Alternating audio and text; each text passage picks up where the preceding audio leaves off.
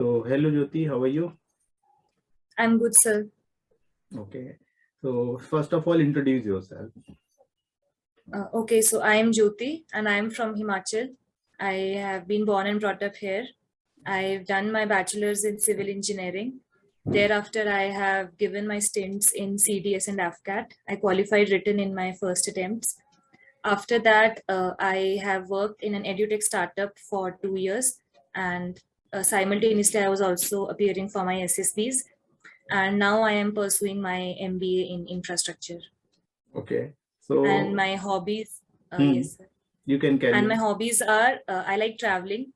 Recently, I have also developed a liking for yoga. I have started practicing it for the past 5 months. And in my free time, if I get time, I also like reading non-fictional books. Okay, that's very nice. इसके साथ ही साथ friends आप इस book को ले सकते हो जो आप सभी के लिए काफ़ी ज़्यादा हेल्पफुल होगी, स्पेशली इंटरव्यू के लिए आपके। इसमें आपको 100+ इंटरव्यू से रिलेटेड क्वेश्चन आंसर मिल जाएंगे जिनको आप प्रैक्टिस कर सकते हो, जो कि आपके एग्जाम में ज़्यादा से ज़्यादा पूछे जाने के चांसेस है। आपके इंटरव्यू में मोस्ट प्रोबेबली ये क्वेश्चन पूछे जा सकते हैं। ऐसे सारे क्वेश्चन यहाँ पे आपको एक सीरीज मिल जाएगी क्वेश्चन की।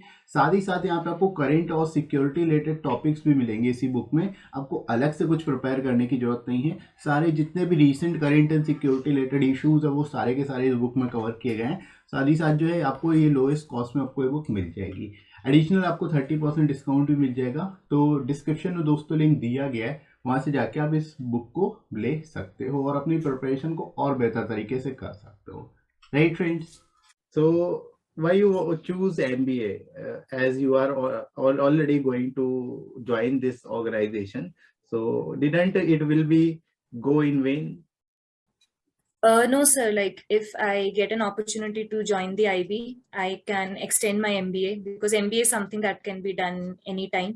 I might even do it after 2 years or after my training gets over. Or I might take a sabbatical from my job. So that is why.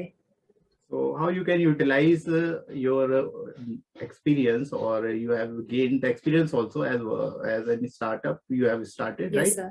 So, what Yes, sir. do you think? What are the experiences you will get to know or you can utilize in this job?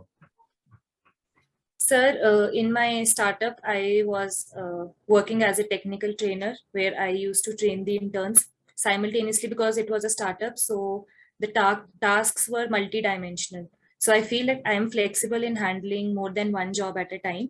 So that is something that makes me an agile candidate for the IB. As we know that in the IB, the job role is not fixed. You can switch in between a lot of job roles. So that is how my startup experience can come in hand. Apart from that, I have also learned how to I have been working in almost like 2 states of India, so I can develop a rapport with the people easily. I can pick up the language easily, so I think so like that I would be able to be posted in any part of the country. Okay, that's very nice. What do you think? What is the present situation in POK, Pakistan occupied Kashmir, and why it is important for India? So Pakistan occupied Kashmir has always been a bone of contention between the two countries, that is India and Pakistan. We as Indians, we claim that it is our right over POK, whereas the Pakistanis, Kashmir, that it is their right. I believe that it is still a bone of contention between the two nations. None of them are able to come at a common point.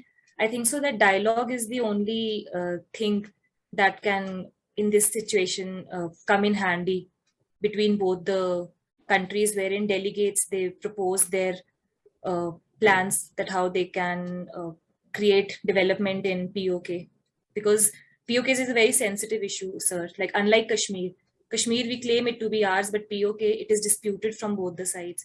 So I think so that diplomacy and delegation talks is the only solution for this.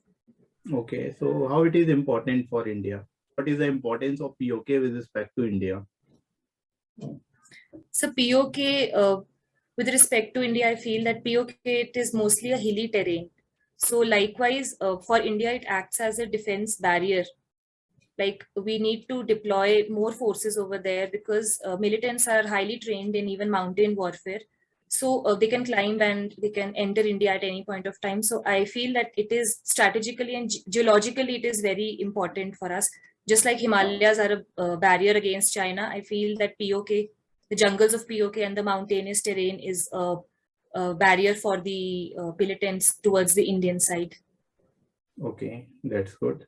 Can you elaborate what is the role of media at the time of any kind of mishap like terrorist activity or any kind of incident that actually happened in any part of the country, or why media behaves sometimes in a very childish manner? Sir, media in our country or like in any country has got its main function is to make the people aware of the happenings around. I feel like in any incident like of a terror attack or something, the media plays a good role in making the people aware of what is the happenings going on in the country. But simultaneously, at times, they also create partisan politics in with respect to whatever they are portraying. Their agenda becomes more of a communalistic agenda while giving news, which can incite more further violence. It can create more violence in the region. Instead of giving compliments to the government, or instead of giving a backing to the work of our armed forces or the NSGs, for example, during terror attacks, they try to cover more of the negative aspect of the terror attacks. Instead of, they should try to cover in more of the positive aspects, like what the security forces have done, what was their contribution. And they can also be more futuristic in their approach, that wherever we lacked as in a security domain, how that can be further covered up so that such incidents are avoided in the future. Okay, so what should be done? What steps to be taken with respect to the threats that may arise during this situation by the media? So in this case, firstly, people should be sensitized. For example, fake news spreading should be curbed. It should be ensured by the state cyber cells or by the state like computer departments, or the, for example, CDAC, we have the computing for the development of advanced computing, to ensure that fake news is curbed. Social media sites and the respective representatives should ensure that in any such to prevent any such incident in the future, what they can curb. They should be able to distinguish between what is fake news, what is real, something that can affect the Okay, communities, so and I just something. want to know what the government should take a step, what steps should be taken so that the media cannot do what it do actually during the adverse situations. So the government has already taken certain steps. For example, 2 months back, we came to know that Twitter's policies were revised. It was told to take down all news that could harm the country's national security or that could create communal violence. So I feel like the government should take a firm stand against any of the media operators or any of the social media agencies, and promote them and incentivize them to prevent the spread of fake news. Okay, that's good. Now tell me, do you have any personal goals with respect to your current position? So currently I'm a student only, like I'm an MBA aspirant. So I feel like MBA, it makes you grow wholesome as a person. Coming from a technical background and after that learning the management skills, I think so that would lead to a holistic development of any individual. And I also as a person would like to move forward ahead with an overall personality development, where I can take tasks at hand, I can work in teams, I can live my life, and I can pursue my dreams, I can pursue my passion towards working for the betterment of the society in any form. Okay, that's good. Very nice. Now, have you heard about the viruses and bacteria? Yes, sir. So, can you elaborate what is the difference between these two?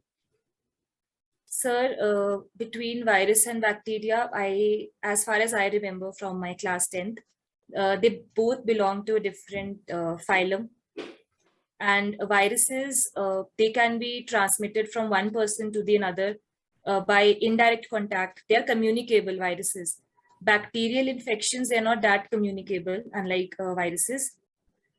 Secondly, viruses, they attach themselves to a host, whereas bacteria, they can infect anything, be it living, non-living. So that is the main differences I can recall. Okay. So what do you think, what are the qualities you have that will make you an asset in IB? Okay, sir. Sir, firstly, I feel that I am a confident individual. Secondly, I believe that I can mix up with people easily. I can pick up dialects and languages easily. Thirdly, I feel that I'm good at navigation. I remember wherever I visit a place, I remember the points, even if it is a pole or even if it is a mark, I would try to remember that. So that also makes me an asset.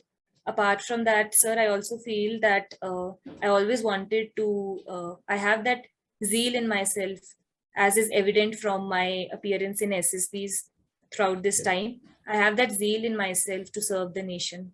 So that zeal in itself defines why I would be an asset.